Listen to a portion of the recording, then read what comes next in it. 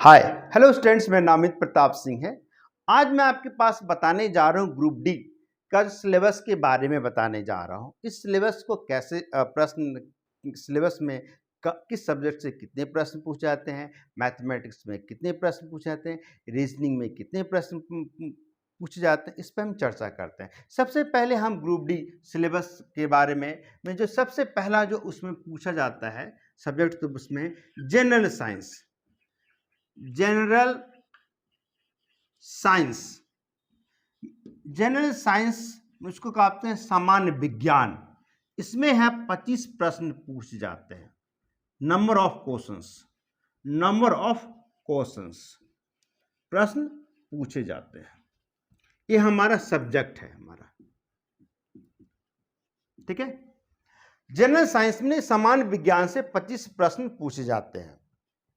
और सामान्य विज्ञान में क्या क्या आता है, जैसे बायोलॉजी हुआ,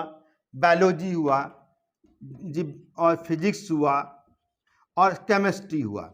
ये 3 सब्जेक्ट पूरे आते हैं, जीव विज्ञान, भौतिक और रसायन विज्ञान। इन तीन से साइंस से प्रश्न पूछे जाते हैं। वही प्रश्न पूछे जाते हैं जो हमेशा पॉपुलर होते हैं, जो एक सामान्य लड़का इस चीज को जानता है। बहुत ज्यादा हार्ड प्रश्न नहीं पूछे जाते हैं, जो हमेशा पॉपुलर, जो बचपन से आप याद करते आ रहे हैं, उसी को प्रश्न में ज्यादा प्रश्न पूछे जाते हैं और थोड़ा उसको ट्विस्ट कर दिया जाता है। तो कंपटीशन है, इसके ज्यादा ट्विस्ट कर दिया जाता है। नेक्स्ट इसमें जो नेक्स्ट पूछा जाता है, इसमें जनरल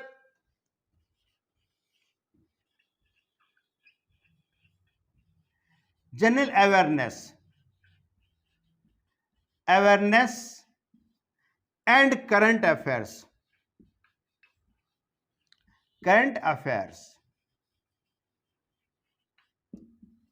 मतलब जो सामान्य है, इसमें 20 प्रश्न पूछे जाते हैं।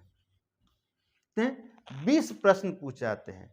जनरल अवेयरनेस और करंट अफेयर्स में 20 प्रश्न पूछे जाते हैं। इसमें करंट अफेयर्स में वही प्रश्न पूछा जाता है जो अंतर्राष्ट्रीय और राष्ट्रीय घटना जो हमेशा घटित होता है, जो पॉपुलर हमेशा होता है, जो पॉपुलर है उस पर ज्यादा पूछ जाते हैं, उसको हमेशा याद करना चाहिए। और जनरल अवेयरनेस वही प्रश्न पूछे जाते हैं जिसको आप बचपन से जानते हैं, जैसे महात्मा गांधी का बर्थडे और रिपब्लिक डे, इंडिपेंडेंस डे, जो हमेशा बचपन से आप याद करते जा रहे हैं। जैसे लाल किला कहाँ पर है, कुतुब मीनार कहाँ पर है, जो हमेशा पॉपुलर है, उस पर ज़्यादा प्रश्न पूछ जाते हैं। वही हम पे इस पर ज़्यादा ध्यान देना चाहिए। नेक्स्ट इसमें आता है मैथमेटिक्स, जिसको आप कहते हैं गणित, मैथमेटिक्स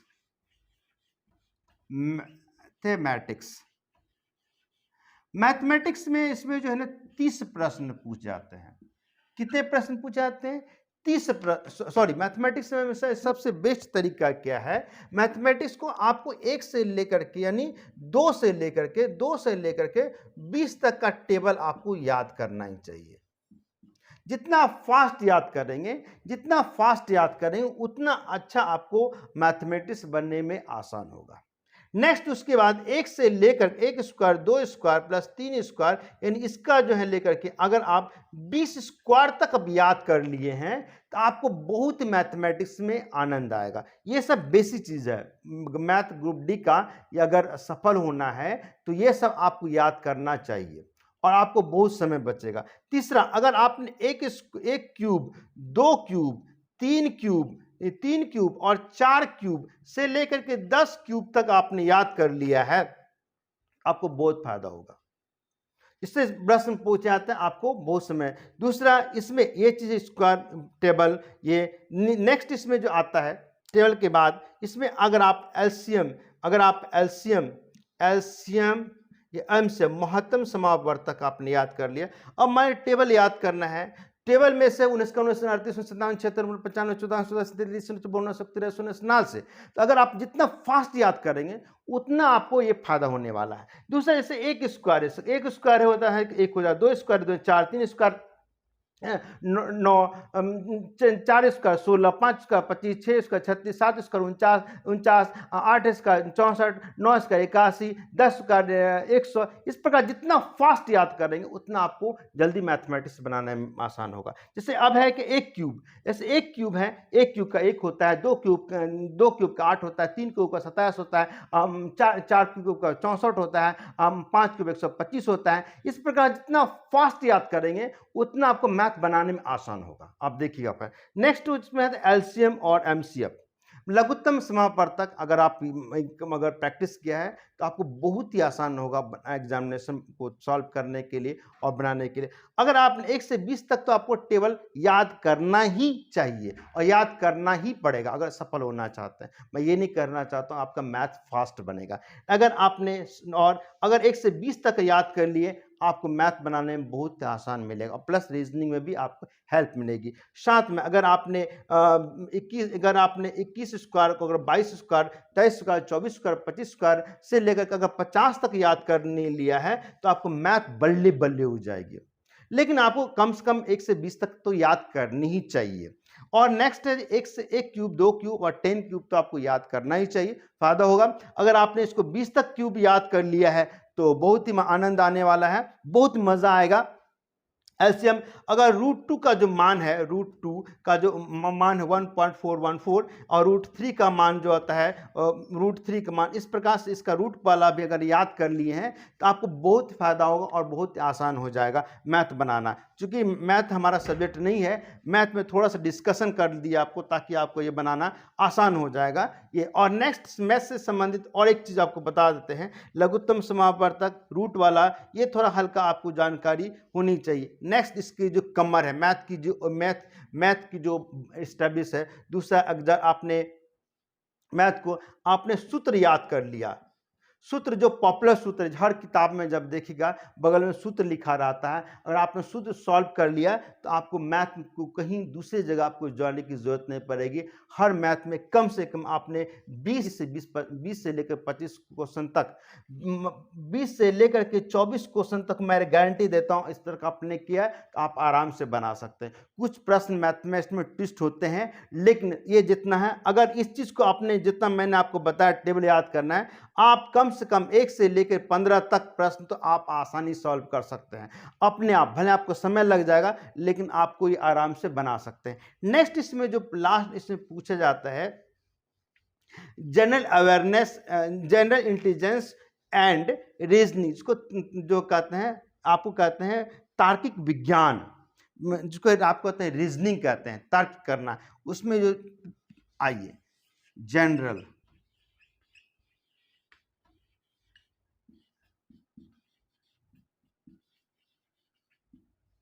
इंटेलिजेंस,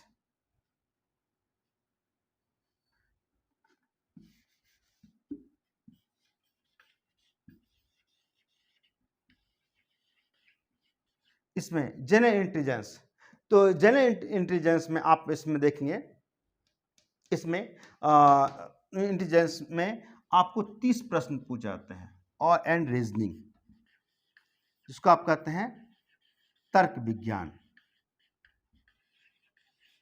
इसमें इसको बनाने के लिए सबसे बेस्ट तरीका, सबसे आसान तरीका है, आप इसको एबीसीडी का पोजीशन जो है आपको 1 2 3 4 5 इसको याद करने का जो तरीका है, ये जो टी वाई यानी 5 10 15 5 10 15 20 25, अगर इस फॉर्मूला से याद कर लेंगे, एक से लेकर के जेड तक आपको पोजीशन याद करना ही चाहिए। आपको रीजनिंग बनाना और ही आसान हो जाएगा। साथ ही आप उसमें रीजनिंग जो का अपोजिट डायरेक्शन भी आपको याद करना चाहिए। इसका क्या 26 होगा, 25 होगा, 24 होगा, आपको अपोजिट डायरेक्शन में भी आपको याद करना पड़ेगा ताकि आपको रीजनिंग बनाना आसान हो जाएगा। रीजनिंग में कम से कम 20 से 25, कम से कम 5 से 6 प्रश्न एबीसीडी पर आधारित होते हैं, जिसको आपको बनाना आसान है। किसी भी इंस्टीट्यूट में चले जाइए, कहीं भी चले जाइए, इसको आपको याद तो आपको कराएगा ही कराएगा। इसके बिना आप रीजनिंग नहीं आगे बढ़ पाएंगे। नेक्स्ट, और आपको बता देते इसमें अगर आप पेपर के एक आपका रिलेशनशिप में आता है, रिलेशन संबंध से संबंधित आधारित होता है, जो संबंध से होता है, जो प्रश्न कॉपी जो पूछे जा रहे हैं उसको ना लेकर उस प्रश्न को अपने आप में जब ढालेंगे तो वो आपका प्रश्न और ही आसान हो जाएगा। आप करके देखिए। किसी भी परीक्षा में जब आप एग्जामिनेशन में जाते हैं, आपको 2 कलम ले जाने के लिए कोई मना नहीं कर सकता, यानी 2 पेन आप ले जा ही सकते हैं। 2 पेन ले जाने के पीछे एक तर्क है, एक नहीं भी ले जाते तो कोई फर्क नहीं पड़ता है, लेकिन फर्क इसलिए आपको ये फायदा क्या होने वाला है, आपको समय बचाएगा। 2 कलम ले जाने, आजकल तो कंप्यूटर से आप टेस्ट देते हैं, इसमें होता क्या है, जैसे कंप्यूटर स्क्रीन में आए तो आपके पास समय नहीं रहेगा, अपना कलम वहां पर रख दीजिए। जैसे कोई रो है, कोई रो ऐसे जा रहा है, कोई रो ऐसे जा रहा है, कोई रो घूम रहा है, कोई रो इधर घुस रहा है, कोई रो इधर जा रहा है, कोई रो घूम रहा है, जो रो का समय अपने कलम को रख लिए यहाँ पर, दूसरा कलम यहाँ रख लिए, इसके अनुसार से आप घुमाते रहिए, फिर घुमाते रहिए, फिर घुमाते रहिए, फिर उनमें से जब नेक्स्ट उसमें पूछा जाएगा आपका कलम अपने आप उस चिप में जा जाएगा, उस प्रश्न 99% आपका प्रश्न सही सॉल्व होगा। आप देख लीजिएगा। दूसरा, पेपर कटिंग की बात करें। पेपर कटिंग में आप जब देखेंगे, पेपर कटिंग की बात करें, जो पेपर तो आजकल ले जाना मना है, अगर घर में बैठे हुए हैं, अगर आप प्रैक्टिस करने के लिए पेपर है तो कोई पेपर जिसमें पेपर कटिंग है उस पेपर को लीजिए और उसी पेपर को अपने आप काटिए, वो प्रश्न और आपको आसान हो जाएगा और बनाने में मजा आएगा। लेकिन ये सब हमारे रीजनिंग को फास्ट करने का तरीका था।